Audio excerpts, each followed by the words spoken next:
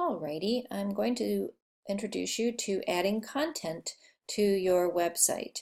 I'm on the Low-Tech AT page right now, and in order for me to add content to this page, I have to click the pencil icon in the upper right-hand corner. And once I do that, I get into edit mode. And I can add a description, a statement, a paragraph, for instance, about what this page is all about, what is low-tech assistive technology, um, and I can make that font bigger, do lots of fancy things, change the color, whatever I want to do. And after I do an intro like that, I often like to start off with a little cartoon or something, a graphic to catch people's attention. So I happen to have a funny little cartoon on the desktop, so I'm going to insert that now. I'll just come up to the insert tool in the upper left hand corner. I'm going to click image. I have the image up on my desktop. I've uploaded it here. Clicking upload. Let's get that. Let's do that process again. There we are. We're uploaded. And if I want to, I can add alt text, which is text for a screen reader. If my user was blind and could not see the images, you can write little text descriptions of your images. So I would just say cartoon about high tech versus low tech. Then I'm going to click OK, and there's my cartoon. That's pretty big, so I'm going to come up to this little tool menu here, and I'm going to, there's small, medium, large. If I go to medium, that looks pretty good, but I think if I click the L for large, that's even better. And I don't really want to change anything else at this point in time. I could, if I want, align center, so I could put some text over here, or I can align right, but I'll just leave it align left. You can also do things like wrap your text in different ways around the image by clicking on these options. So I think we will just do, let's see, we'll do wrap on for our text.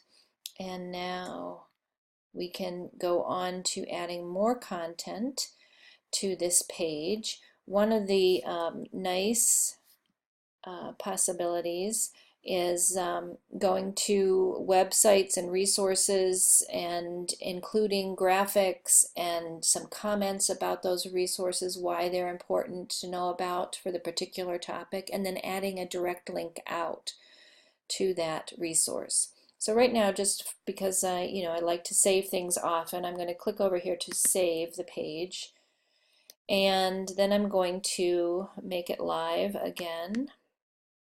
Click the pencil icon, and here we go. And now I'm going to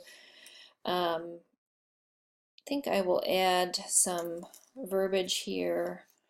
I'm going to get it underneath my picture there, but I'm going to write, here's a great resource for finding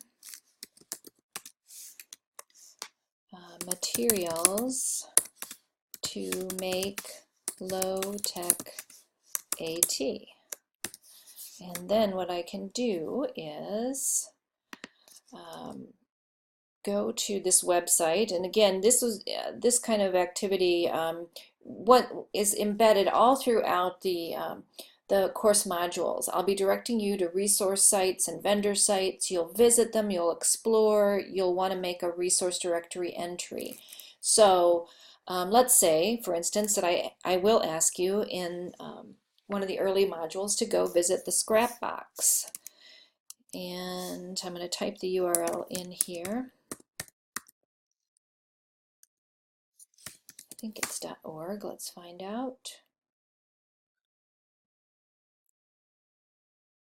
Yes. Okay, what the Scrapbox is, and maybe you already know about this, it's an awesome nonprofit organization located in Ann Arbor near the Briarwood Mall, and you can go there and you buy paper bags basically and fill them with cast off junk. I mean, you can see from the picture here what kind of things that they have. Lots of tubes and containers and lids and pieces of fabric and wood and whatnot. And gen ed teachers go to the scrap box to get cheap art project supplies. We can go to the scrap box and look for things that we can use to make assistive technology devices and supports for our students. Like, can you imagine all of the cool things you could do with foam rubber that has sticky stuff on one side? I mean, talk about making built-up handles for utensils,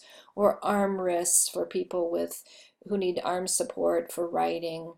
Here's some tubes, more foam. There's always crazy stuff there. You never know what's going to be at the scrap box, but you just kind of go there maybe once a month and check it out and bring home a paper bag full of stuff. You might not even know what you're going to do with the stuff, but you know you need it. So once you've explored a resource and wrapped your head around what it is, I usually like to grab an image, often a logo. So I'll either right click on it, or in this case I'm on a Mac. I'm going to do Command Shift 4, gives me my crosshairs, and I'm going to take a little picture here. And now that's on my desktop. So I can go over back into my resource directory. I'm already into the edit mode, and I'm going to insert that picture of the Scrapbox logo. And I'm going to click Insert and Image, and it's on my desktop, so I have to find it.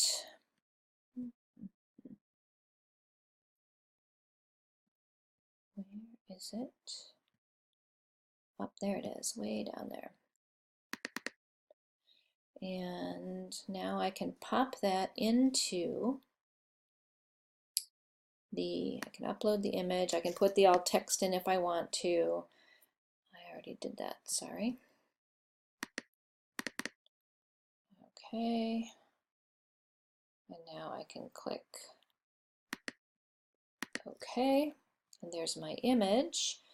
And I like that size, or maybe I'll make it a little smaller. Let's go medium. Yeah, that's better.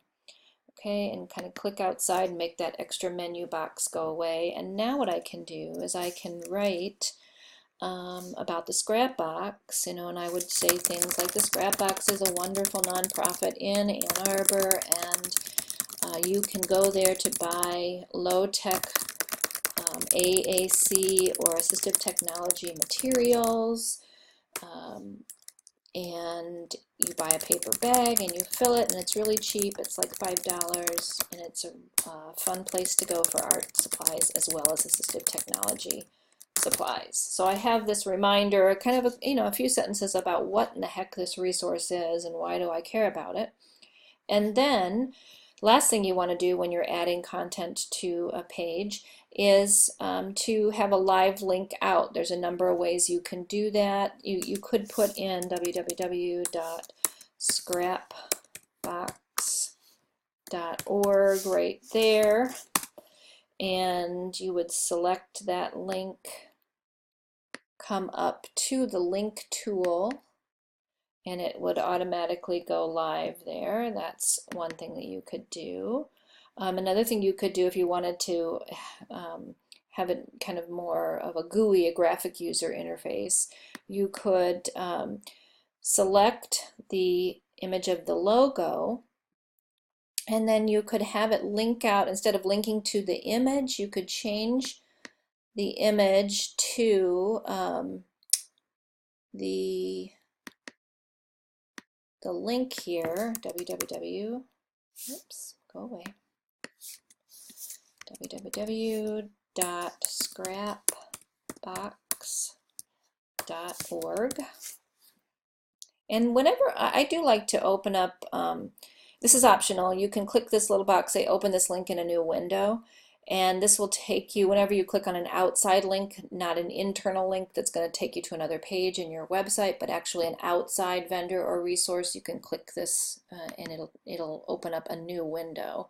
So let's go ahead and try that. All right, and then we're going to click over here Looks good. I am going to click Save. And then now we're out of the edit mode. We're in our website. We have our description, our funny cartoon.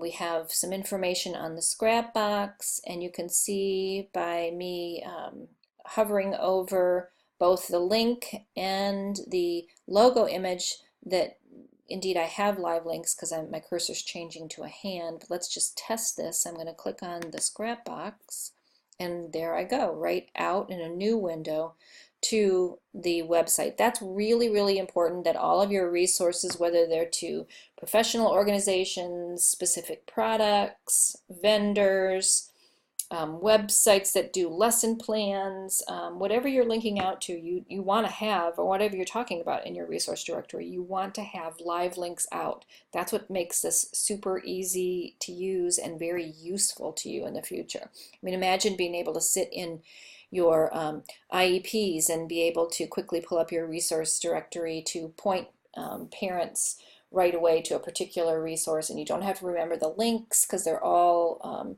organized by category right here in your resource directory, and you can then one click and you're at that particular resource for parents or colleagues or what have you. So I'm going to jump back into my site here. Now this page, you would add a lot more content, graphics, movies, lots of resources to make it a very robustly contented page all about low-tech assistive technology. But that's how you do it. There is a tutorial, step-by-step tutorial in PDF format in your module for you to, if you want more hand-holding for this process, but I think you get the idea, and Google Sites is pretty darn easy to use.